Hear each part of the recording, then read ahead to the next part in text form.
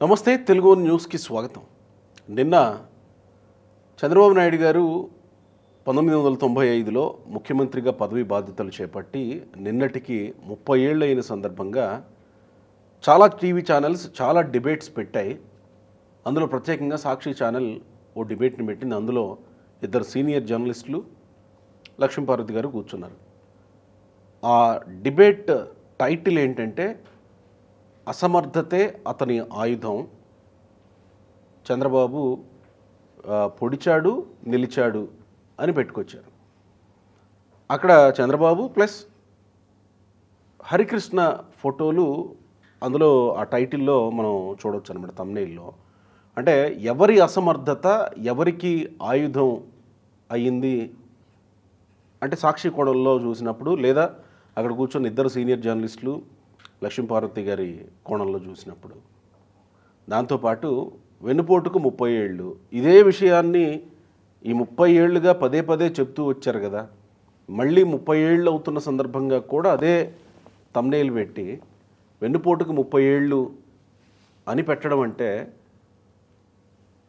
అది ఎట్లా అర్థం చేసుకోవాలి?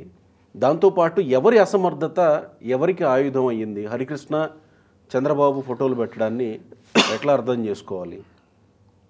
అఫ్సర్ రాయేష్ గారు ప్రముఖ రాజకీయ సామాజిక విశ్లేషకులు ఉన్నారు. నమస్కారం రాయేష్ గారు. నమస్కారం. మొదటిగా ఈ అసమర్థతే అతని ఆయుధం, చంద్రబాబు హరికృష్ణ ఫోటోలు అంటే హరికృష్ణ అసమర్థత చంద్రబాబుకి ఆయుధం అయినట్టు అర్థం చేసుకోవాలి.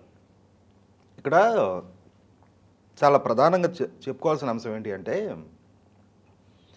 ఎన్టీ రామారావు గారి అల్లుడు కాబట్టి చంద్రబాబు నాయుడు గారికి నాయకత్వ లక్షణాలు వచ్చాయా, లేదు చంద్రబాబు నాయుడు గారి నాయకత్వ లక్షణాలు నిర్ధారణ అయిన తర్వాత ఆయన ఎన్టీ రామారావు గారు అల్లుడు అయ్యాడా? ఎన్టీ రామారావు గారు అల్లుడు అయ్యేనాటికే చంద్రబాబు నాయుడు గారు రాష్ట్ర మంత్రి. అవును కదా. కాబట్టి రామారావు గారి దయాదాక్షిణ్యాలతో చంద్రబాబు నాయుడు గారి రాజకీయ ప్రస్థానం మొదలగాల. ఆయన విద్యార్థి నాయకుడిగా తాను 1978లో 28 సంవత్సరాల వయసులోనే ఎమ్మెల్యేగా నెగ్గి 30 సంవత్సరాల వయసులో రాష్ట్ర మంత్రిగా పదవి బాధ్యతలు చేపట్టు ఉన్న చంద్రబాబు నాయుడు గారికి ఎన్టీ రామారావు గారు అమ్మాయిని ఇచ్చారు. ఈ అంశాన్ని ఈ లక్ష్మీపార్వతో లేదు ఆ జర్నలిస్టులో అసలు ఎక్కడా ఎప్పుడు ప్రస్తావించరు ఆ అంశాన్ని. చంద్రబాబు నాయుడు గారు ఎన్టీ రామారావు గారి కారణంగానే ఆయన రాజకీయ జీవితం బిగినైనట్టుగా పదే పదే ప్రస్తావిస్తూ ఉంటారు. అలాగే హరికృష్ణ గారు ఎన్టీ రామారావు గారి కొడుకు కాబట్టి, ఎన్టీ రామారావు గారి చైతన్య రథ సారథి కాబట్టి మాత్రమే ఆయన రాజకీయ ప్రస్థానం మొదలైంది. లేకుంటే ఎన్టీ రామారావు గారు రాజకీయాల్లోకి రాకుంటే హరికృష్ణ గారి రాజకీయ ప్రస్థానం ఉండేదో లేదో తెలియదు మనకి. అంటే రాజకీయపు వారసుడుగానే హరికృష్ణ గారిని పరిగణలోకి తీసుకోవాలి. కాకుండా ఆయన చాలా సేవ చేశారు. కొన్ని వేల కిలోమీటర్లు ఎన్టీ రామారావు గారిని కాపాడుకుంటూ ఆ చైతన్య రథాన్ని ఎవరో ఒక ప్రొఫెషనల్ డ్రైవర్ కన్నా ఎక్కువగా ఎన్టీ రామారావు గారి కొడుకుననే ఈగోను కూడా పక్కకు పెట్టి తన తండ్రిని కాపాడుకుంటూ వచ్చారు. అయితే ఇక్కడ గమనించుకోవాల్సింది, చంద్రబాబు నాయుడు గారిని హరికృష్ణ గారిని ఎందుకు పోలుస్తూ ఉన్నారు వీళ్ళు? హరికృష్ణ గారు కూడా మద్దతు ప్రకటించి చంద్రబాబు నాయుడు గారు ఎంపిక జరిగింది. హరికృష్ణ గారు నాకు నాయకత్వం కావాలని చెప్పి ఆయన అడిగారా? తన నాయకత్వాన్ని ఆయన క్లెయిమ్ చేసుకున్నాడా? మొత్తం కుటుంబం, దగ్గుపాటి వెంకటేశ్వరరావు గారు, పురంధరేశ్వర గారు, బాలకృష్ణ గారు, అలాగే హరికృష్ణ గారితో సహా కుటుంబ సభ్యులు అందరూ చంద్రబాబు నాయుడు గారి నాయకత్వాన్ని ఆమోదించారు. మరి ఇవాళ సామర్థ్యం గురించి ప్రస్తావన అనుకుంటే 1995లో ఈ నాయకత్వ మార్పిడి జరిగిన తర్వాత 1999లో ఎన్నికలు జరిగాయి కదా. తెలుగుదేశం పార్టీ అధినేతగా చంద్రబాబు నాయుడు గారు, ఎన్టీఆర్ తెలుగుదేశం అధినేతగా లక్ష్మీపార్వతి, అన్న తెలుగుదేశం అధినేతగా హరికృష్ణ గారు ముగ్గురు పోటీ పడ్డారు కదా. పోటీ పడితే 1% ఓటుతోటి హరికృష్ణ గారు తాను పోటీ చేసిన సీట్లో కూడా తాను ఓడిపోయారు. 0.6% ఓటింగ్ తోటి తాను పోటీ చేసిన సీట్లు కూడా లక్ష్మీపార్వతి ఓడిపోయింది. మరి చంద్రబాబు నాయుడు గారి నాయకత్వంలో 43%తో 180 సీట్లు ఆయనకి దక్కాయి కదా. మరి తెలుగుదేశంతో మిత్రపక్షంగా ఉన్న భారతీయ జనతా పార్టీ కూడా 3% ఓటు బ్యాంక్ తోటి 12 స్థానాలు వాళ్ళు కూడా దక్కించుకోగలిగారు కదా. అంటే ఆ కూటమి 192 స్థానాలు విజయం సాధించగలిగింది కదా. కాబట్టి ఇక్కడ ఎవరి సామర్థ్యానికి ప్రజలు ఓటేశారు. ఇవాళ టీవీ ఛానల్లో ఎవరి నాయకత్వానికి మార్కులు ఇవ్వాల్సిన అవసరం అవకాశం లేదు. ఎవరి నాయకత్వ పటిమకి ప్రజలు ఓటేశారనేది ఇంపార్టెంట్. ఇక్కడ 1999లో 42 లోక్సభ స్థానాలుంటే 36 స్థానాలు తెలుగుదేశం భారతీయ జనతా పార్టీ కూటమి కట్టబెట్టారు. 294 స్థానాలున్న అసెంబ్లీలో 192 స్థానాలతోటి భారతీయ జనతా పార్టీ తెలుగుదేశం కూటమికి ప్రజలు అధికారం కట్టబెట్టారు. అంటే ఎన్టీ రామారావు గారి నుంచి పార్టీ అధ్యక్షుడిగా అలాగే ముఖ్యమంత్రిగా జరిగిన నాయకత్వ మార్పిడిని ప్రజలు ఆహ్వానించారు. అంటే ఎన్టీఆర్ హరికృష్ణ గారు పార్టీ బాధ్యతలు నేను తీసుకుంటాను, అల్లుడా కొడుక పార్టీ ఎన్టీఆర్కు వారసుని నేనా చంద్రబాబు అనే ప్రశ్నని తీసుకొచ్చి తిరుగుబాటు చేసి పార్టీని తన చేతుల్లోకి తీసుకోలేదు కాబట్టి ఆయన అసమర్థుడు అని అంటున్నట్టు అర్థం చేసుకోవాలా ఇక్కడ ఏమన్నా? ఇక్కడ ఒకటి వాస్తవం, హరికృష్ణ గారికి మిగిలిన కుటుంబ సభ్యులకు కూడా వాళ్ళు సీజన్డ్ పాలిటీషియన్స్ కాదు అని చెప్పనే అవగాహన వాళ్ళకి అభిప్రాయం ఉంది.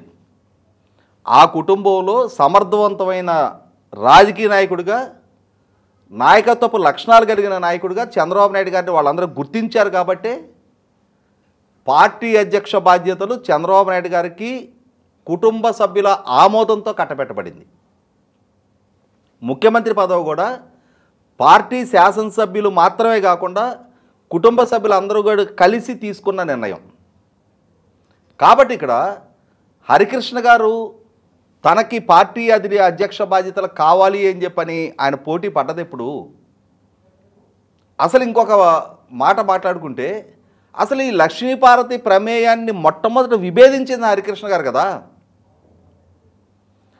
హిందూపూర్లో టెక్కల్లో 2 చోట్ల ఎన్టీ రామారావు గారు నెగ్గిన తర్వాత ఆయన హిందూపూర్ రీటైన్ చేసుకుంటూ టెక్కల్లో రాజీనామా చేస్తూ ఆ టెక్కల్లో లక్ష్మీపార్వతిని పోటీ చేయించబోతున్నారు అని చెప్పిన స్పెక్యులేషన్స్ అవుతున్న సందర్భంలో హరికృష్ణ గారు కదా చైతన్య రథ సారథిగా నేను సుదీర్ఘకాలం పార్టీ కంట్రిబ్యూట్ చేస్తూ ఉన్నా, నా అభ్యర్థిత్వాన్ని పరిగణలోకి తీసుకోండి అని చెప్పని లక్ష్మీపార్వతి ఎంపికని అడ్డుకునే ప్రయత్నం కుటుంబ సభ్యుల పరంగా మొట్టమొదటిగా ఆ అడుగు వేసింది హరికృష్ణ గారు కదా.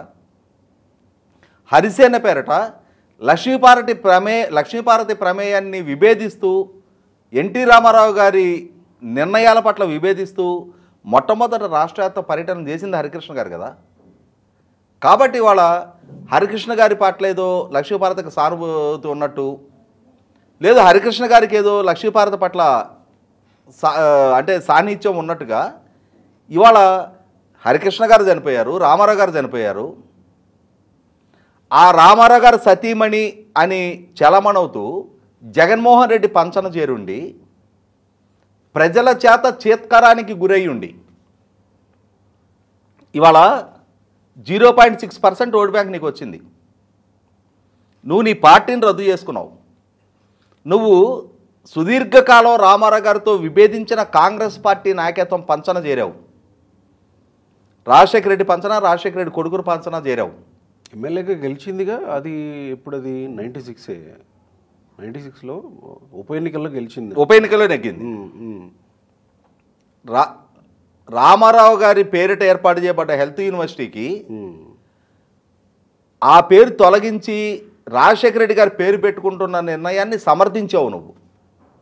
కృష్ణా జిల్లాకి ఎన్టీఆర్ పేరు పెట్టారు కాబట్టి యూనివర్సిటీకి పేరు తీస్తే తప్పు లేదు అని చెప్పని జగన్మోహన్ రెడ్డి ఇచ్చిన కార్పొరేషన్ పదవికి తృప్తిపడి జగన్మోహన్ రెడ్డి దగ్గర ఊడిగం చేస్తా రామారావు గారి పేరు మార్పుని సమర్థించావు. అవును, అంత పెద్ద జిల్లాకే పెడుతున్నారు కదా ఆయన పేరు, దీనికి తీసేస్తే ఏముందిలే అని. మరి అదే సందర్భంలో హరికృష్ణ గారికి చంద్రబాబు నాయుడు గారికి ఒక స్టేజ్లో విభేదాలు వచ్చింది వాస్తవం.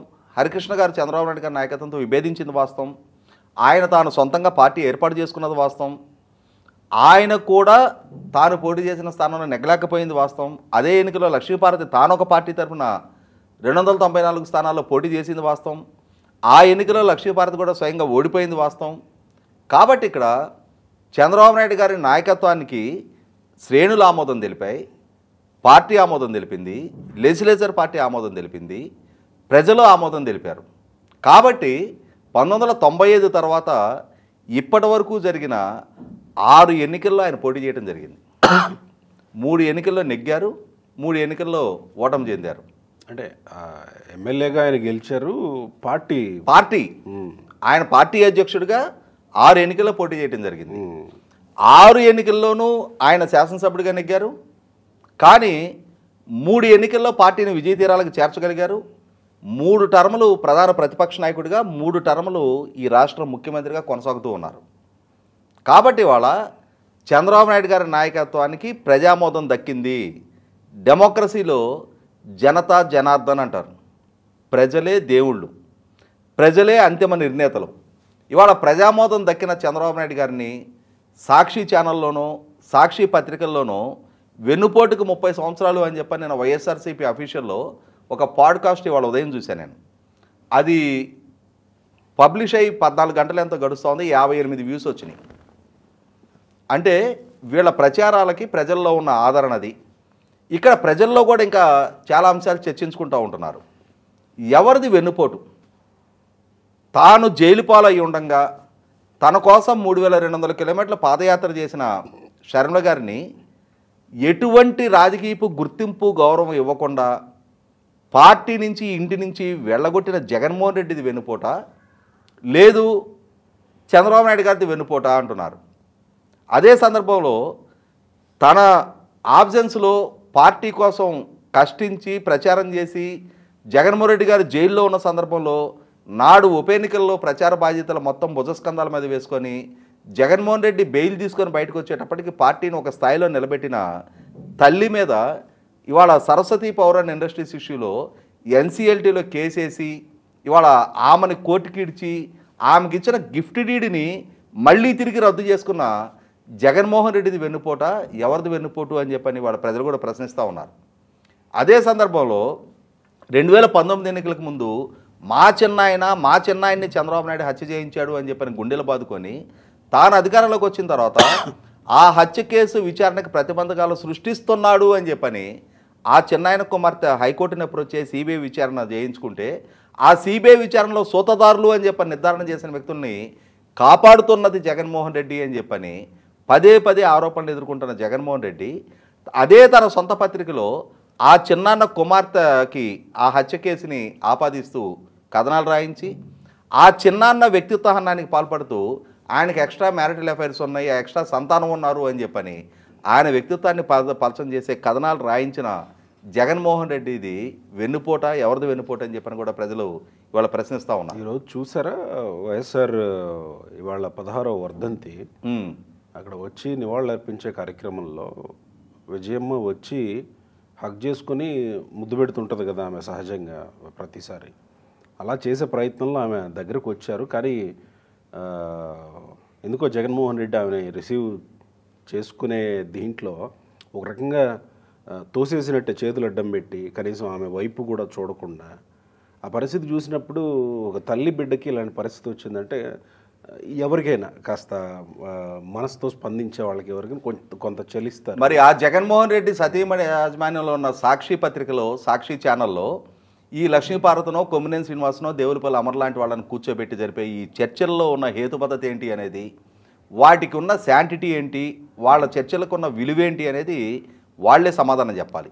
ఎందుకనంటే ఒక రకంగా మాట్లాడుకుంటే రాజశేఖర రెడ్డి గారు రెడ్డి కాంగ్రెస్లో గెలిచి కాంగ్రెస్ పార్టీలోకి ఫిరాయించారు అన్న అంశాన్ని కూడా పరిగణలోకి తీసుకోకుండా ఆయన్ని మంత్రి పదవికి ఎంపిక చేసి ఆ తర్వాత 2 సార్లు పీసీసీ అధ్యక్షుడిగా, ఒకసారి సిఎల్పీ లీడర్గా, 2 సార్లు ముఖ్యమంత్రిగా చేసిన కాంగ్రెస్ పార్టీకి వెన్నుపోటు పొడిచింది ఎవరు? ఎందుకంటే తాను జైల్లో ఉన్న సందర్భంలో తాను బయటకు వచ్చి ప్రణబ్ ముఖర్జీ గారికి ఓటేశాను, కాంగ్రెస్ పార్టీ పట్ల లాయల్గా ఉంటాను, తాను పార్టీని కాంగ్రెస్ పార్టీలో విలీనం చేస్తాను అని చెప్పని తల్లితోటి చెల్లితోటి సతీమణితోటి సోనియా గాంధీ గారి దగ్గర రాయబారం నడిపి బెయిల్ పొంది బయటకు వచ్చిన తర్వాత అదే సోనియా గాంధీ గారికి వెన్నుపోటు పొడిచిన నేపథ్యం ఎవరిది అనేది కూడా వాళ్ళ జాతీయ స్థాయిలో ప్రతి కాంగ్రెస్ కార్యకర్త కూడా ఒక స్పష్టత ఉన్న నేపథ్యంలో ఇకనైనా సరే జగన్మోహన్ రెడ్డి గారు వాళ్ళ మీడియా సంస్థలో అందులో కూర్చునే ఈ సీనియర్ జర్నలిస్టులుగా చలామణి అవుతూ జగన్మోహన్ రెడ్డి గారి పాలనలో ప్రభుత్వ సొమ్ము అడ్డదిడ్డంగా మిక్కేసిన వాళ్ళందరూ కూడా ఈరోజు చంద్రబాబు నాయుడు గారి వ్యక్తిత్వానికి పాల్పడే ప్రయత్నానికి వాళ్ళు ప్రయత్నం చేసిన ప్రజలకు ఒక స్పష్టత ఉంది. కాబట్టే జగన్మోహన్ రెడ్డి గారి స్థానం ఏంటి అనేది ప్రజలకు తీర్పిచ్చారు.